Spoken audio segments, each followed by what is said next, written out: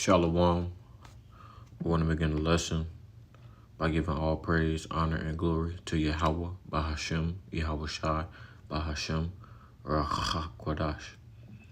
Double honors unto the apostles, double honors unto the elder bishops at Great Millstone who taught me this truth through the spirit and the power of Yahweh, Bahashem, Yahweh Shai.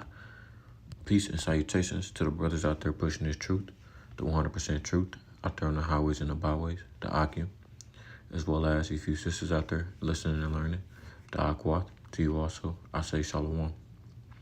It is your brother, Chatzah Zagabar, back with another lesson through the Spirit.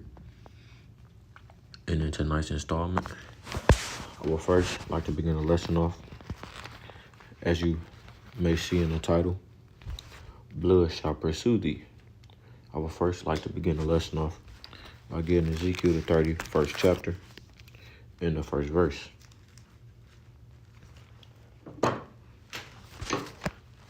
And it reads, Prophecy against Mount Seir, which Mount Seir represents Esau Edom. Moreover, the word of Yahweh came unto me, saying, Son of man, set thy face against Mount Seir, and prophesy against it. And say unto it, Thus saith Yahweh, the Most High Power, Behold, O Mount Seir, I am against thee, and I will stretch out mine hand against thee, and I will make thee most desolate. I will lay thy cities waste, and thou shalt be desolate, and thou shalt know that I am Yahweh. Because thou hast had a perpetual hatred, and hast shed the blood of the children of Israel by the force of the sword in the time of their calamity, in the time that their iniquity had an end. Therefore, as I live, saith Yahweh, the Most High Power, I will prepare thee unto blood, and blood shall pursue thee.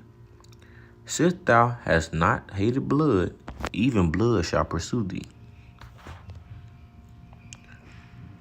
Thus will I make Mount Seir most desolate, and cut off from it him that passeth out, and him that returneth.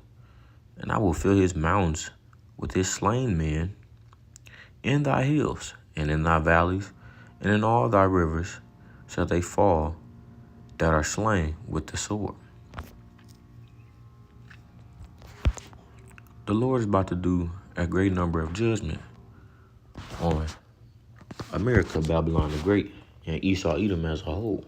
That includes the head tribe of Esau Edom, the house of Amalek, which is the small hats. Now, I have a few clips I want to play for y'all tonight. And Lord willing, they be edifying to those out there listening and watching.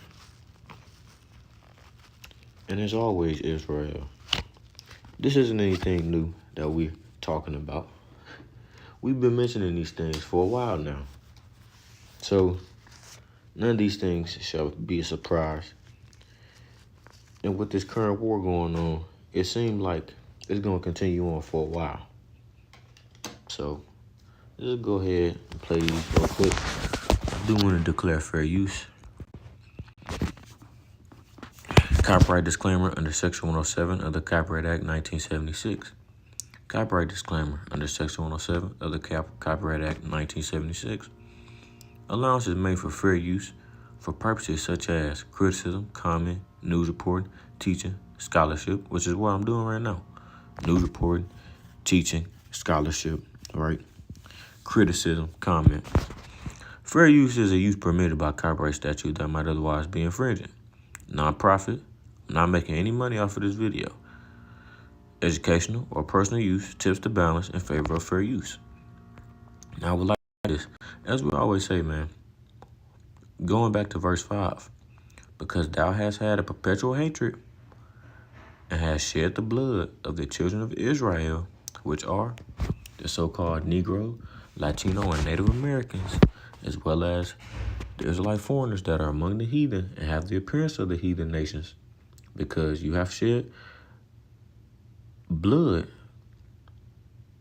because thou hast had a perpetual hatred and hast shed the blood of the children of Israel, which are those groups of people I just mentioned by the force of the sword in the time of their calamity, right? In the time that their iniquity had an end. Therefore, as I live, saith the Yahweh, the Most High Power, I will prepare thee unto blood, and blood shall pursue thee. We're about to start seeing blood pursue Esau Edom. Therefore, as I live, saith Yahweh, the Most High Power, I will prepare thee unto blood, and blood shall pursue thee. Since thou hast not hated blood, even blood shall pursue thee. Let's go ahead and get into this video. Just like I don't know why I be fucking with you. Was it the liquor that makes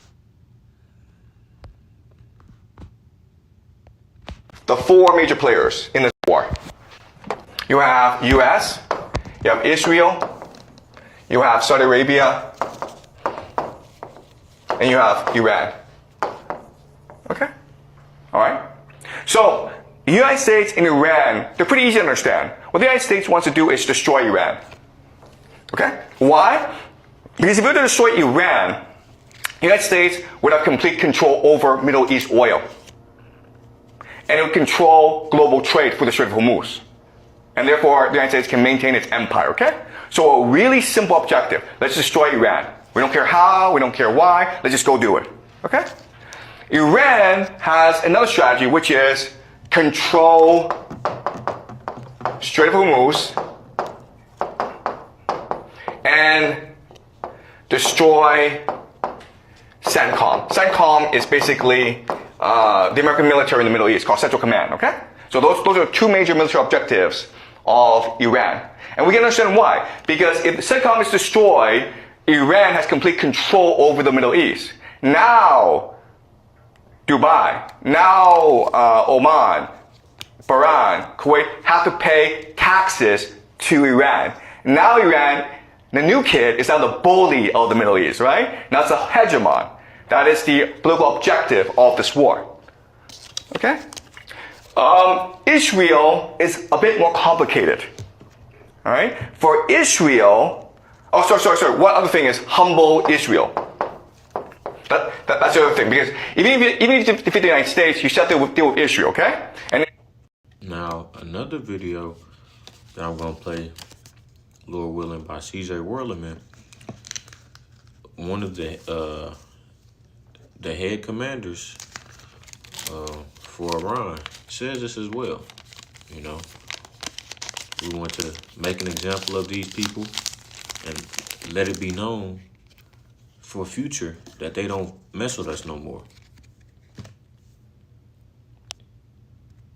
Israel is the great military power of the Middle East. So you want to humble them. You want to weaken them. You can't destroy Israel because Israel has nuclear weapons, right? You piss off Israel, those nukes start flying. You don't want that, right? So those are the three major political objectives for Iran. Control the Strait of Hormuz, destroy CENTCOM, and humble Israel.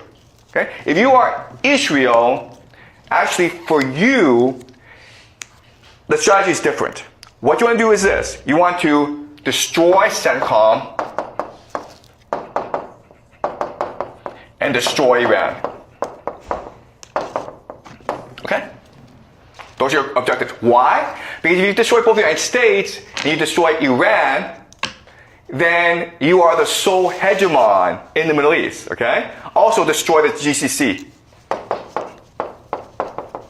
Destroy Saudi Arabia as well. Why? Because once Saudi Arabia is destroyed, all its resources belong to you, okay? And this creates something called the Greater Israel Project, which is what we will discuss next class. But as you can see, that's really important, is that even though the United States and Israel are allies, their optimal strategy is different. Their objectives are different. In fact, they're in conflict, okay? They have Saudi Arabia. What does Saudi Arabia want to do? So like I said, America and Israel have two different objectives. That actually, Israel is in opposition of America at the same time. And I've covered that in the lesson as well, right? Previously, where I showed a video of Sky Ritter pretty much talking about how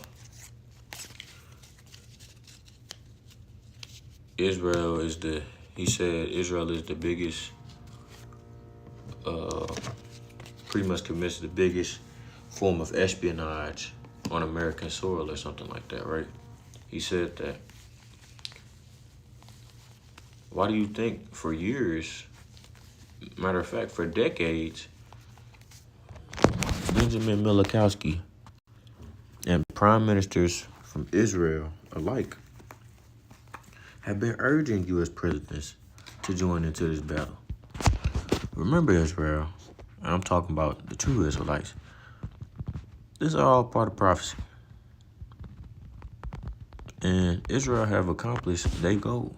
They've drawn them out, and this is going to cripple America.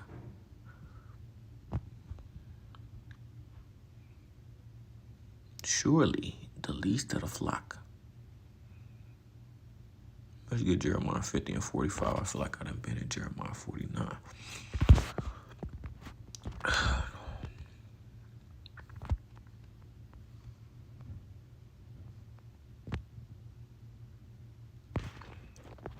Let's get this.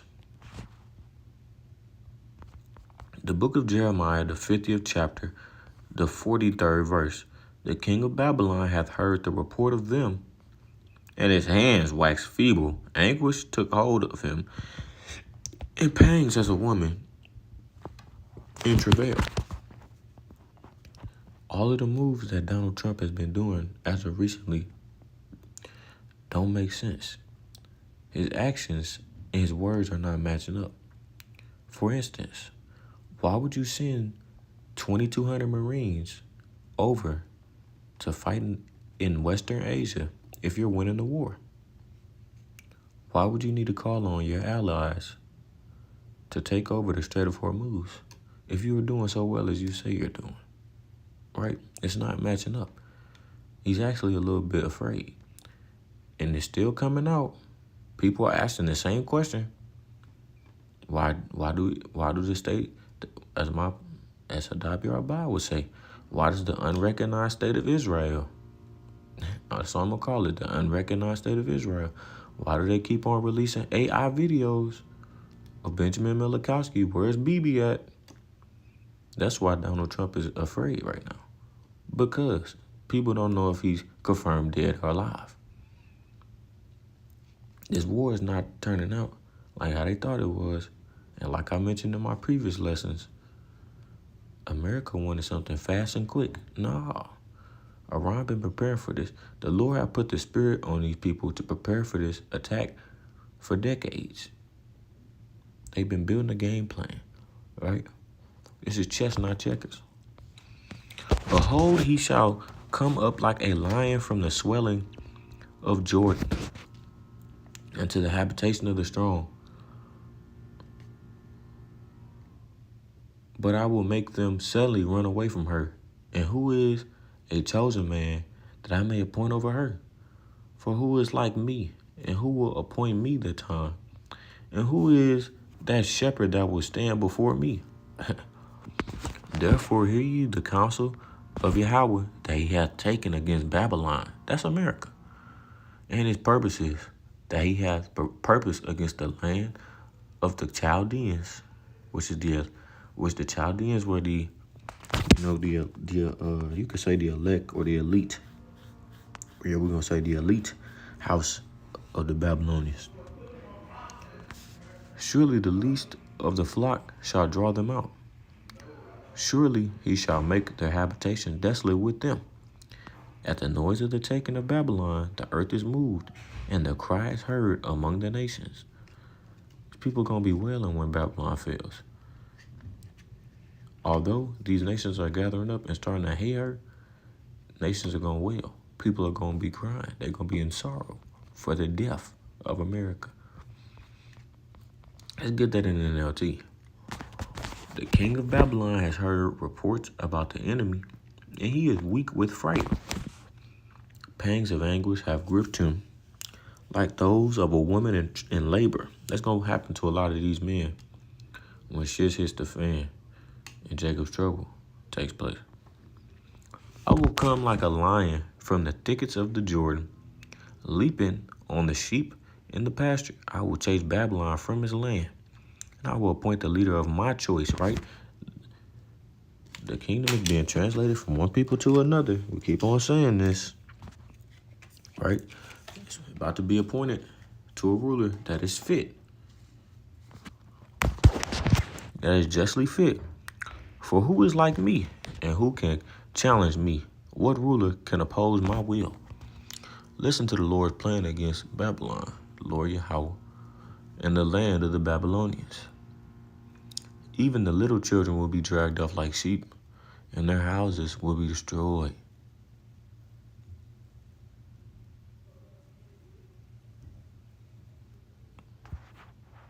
The least of the flock shall draw them out, which is represented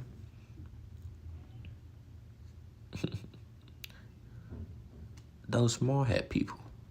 They're the least of the flock, the smallest house of Babylon. It's like the smallest house of Edom, the head tribe, the smallest tribe of the Edomites, Amalek.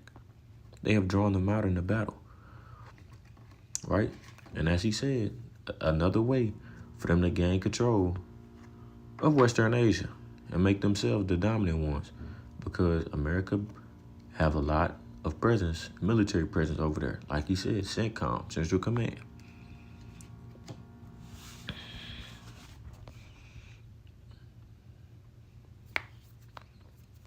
The earth will shake. It's like even the little children will be dragged off like sheep, and their homes will be destroyed.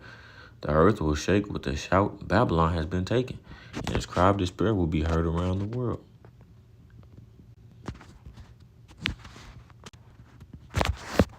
Well, destroy Iran, because if you destroy Iran, you have complete control of the Strait of Hormuz. Then you can build boldly, okay? But you also want to destroy the U.S. and you want to humble Israel. As you can see, all of these countries have one thing in common, and that's being against America, Babylon the Great.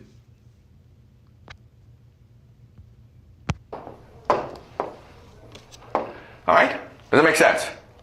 All right? So by understanding how each player perceives the game, we can now understand how they will go about their strategy. Right? So the United States just wants to destroy Iran. But as you can see, Israel, Saudi Arabia, and Iran all want to destroy the United States. And how do you do that? You do that by forcing the United States into a long ground war. Right?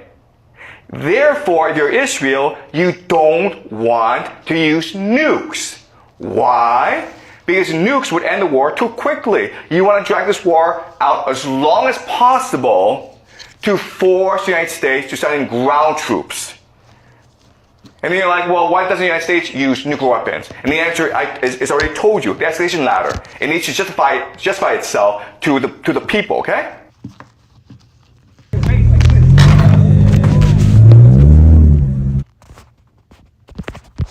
The four major players in this war.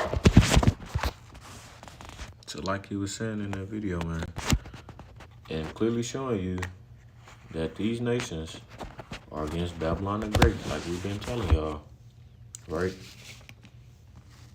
And we've been saying that they were going to be against Babylon the Great, right?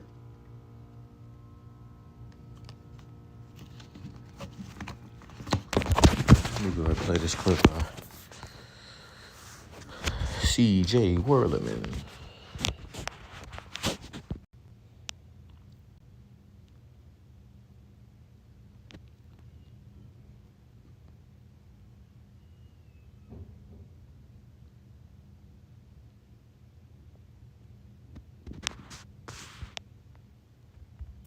I'm going to show y'all how I trade in 60 seconds or less. All right, so step one.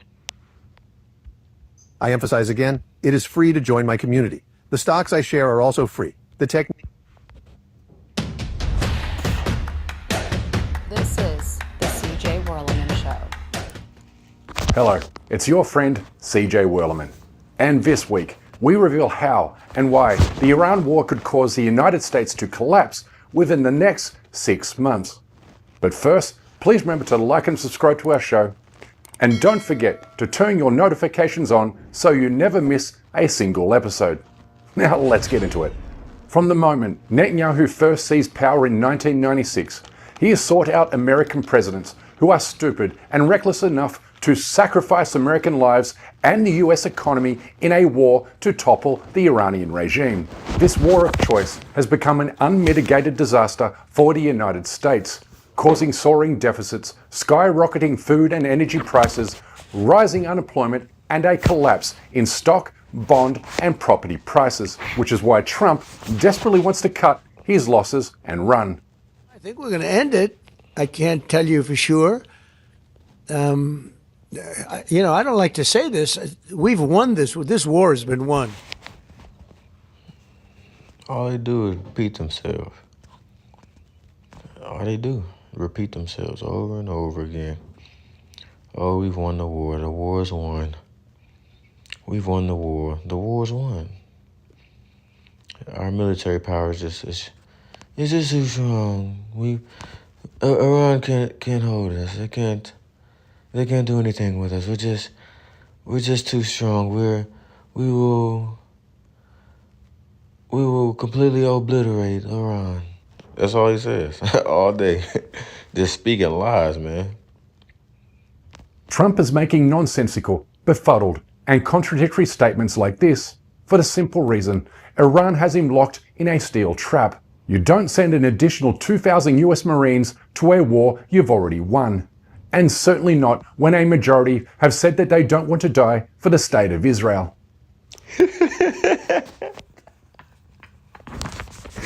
Hey, rewind the clip. Has him locked in a steel trap. You don't send an additional 2,000 US Marines to a war you've already won. And certainly not when a majority have said that they don't want to die for the state of Israel. But die in the Middle East they will. Because Iran has Trump cornered, leaving... They're gonna perish in the Western Asia, like CJ just said. He said, why would you send 2,000 troops over to Western Asia if you already won the war?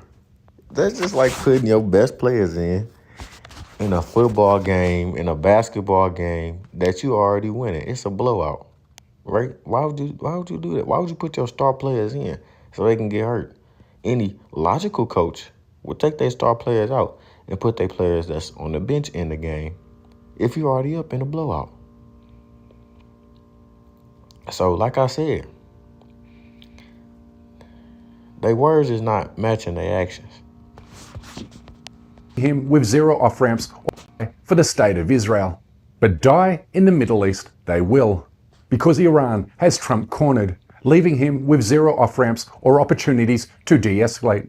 Now that Tehran has stated clearly it will never reopen the Strait of Hormuz to the United States or its allies until all of its demands are met. Namely, the removal of all US military bases from the Middle East, reparations, and an ironclad, internationally mandated agreement that guarantees Iran is never attacked again. None of which Trump or Israel is likely to agree to, which means Iran's blockade of the Strait of Hormuz will continue indefinitely, causing the price of oil and inflation to continue their rapid rise. And why are they not going to an agreement?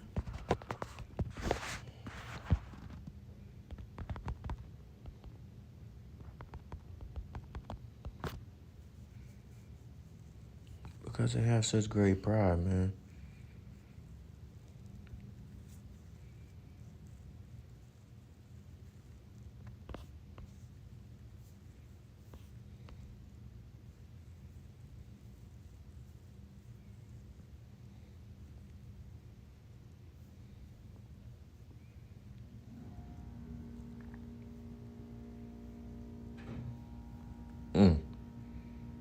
Let's go ahead and get Psalm 59 and 12. This is the perfect precept.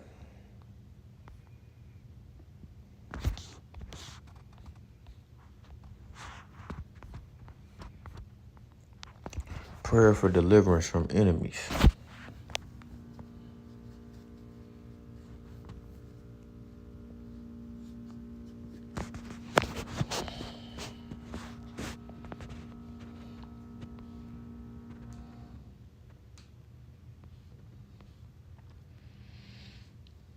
Psalm 59:12. For the sin of their mouth and the words of their lips, let them even be taken in their pride. And for cursing and lying which they speak, consume them in wrath, consume them, that they may not be, and let them know that God ruleth in Jacob. Let me read that again. I don't know. Wipe my glasses off. And let them know that God ruleth in Jacob unto the ends of the earth. Salah. That's all they doing is lying, man. They lying. All they do is lie. And LT, because of the sinful things they say, because of the evil that is on their lips, let them be captured by their pride, their curses, and their lies. They're too prideful, man. Their ego. Lord have made they pride high as the sky. Before ultimately bringing the US economy to its knees. This criminal war may have been started by Israel, but it won't be over until Tehran says it's over. And certainly not a day before it believes it has inflicted enough economic pain and suffering on the United States. So neither Trump nor future US presidents ever think twice about bombing Iran again. این که ما میگوییم آتش بس نمیخواهیم نه به این دلیل که دنبال جنگ هستیم، به این دلیل که این بار این جنگ باید به شکلی تمام بشود که دشمنان ما دیگر هرگز به فکر تکرار این حملات و این تجاوز نیفتند. One analyst likened Trump to a child who has never played the game of chess before, in moving his king to the center of the board and then wondering why he's getting attacked. All right, that's enough. I'm gonna go ahead and get this. And then close it off there, man.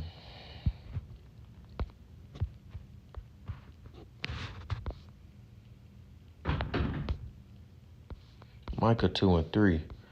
Therefore, thus saith Yahweh, behold, against this family do I devise an evil. Matter of fact, let's get verse 1. Because America's covetousness, likened with Israel, have got them in this predicament. Woe to them that devise iniquity and work evil upon their beds. When the morning is light, they practice it, because it is in the power of their hand. And they covet fields and take them by violence, and houses and take them away. So they oppress a man in his house, even a man in his heritage. But the Lord is nipping that, those things they used to do back in the day, he's nipping that in the bud. Therefore, thus saith Yahweh, behold, against this family do I devise an evil, from which ye shall not remove your necks. They got themselves trapped in a situation they can't get out of. Neither shall you go hardly, for this time is evil.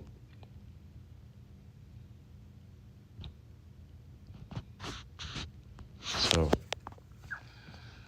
I'm going to close it off there, man. Lord willing, the lesson was edifying to those out there listening and watching. Call halal Yahweh, Ba'ashem, Yahweh Shai, Ba'ashem, Rachacha Kodash. Double honors unto the apostles and the elders of Great Millstone, who taught me the truth once again, through the spirit and the power of Yahweh, Ba'ashem, Yahweh Shai. And until next time, I say Shalom, Israel. Shalom, and as always, we're one day close to the kingdom, man. Keep pushing, keep pushing, keep pushing. Shabbat Shalom. Shalom, y'all.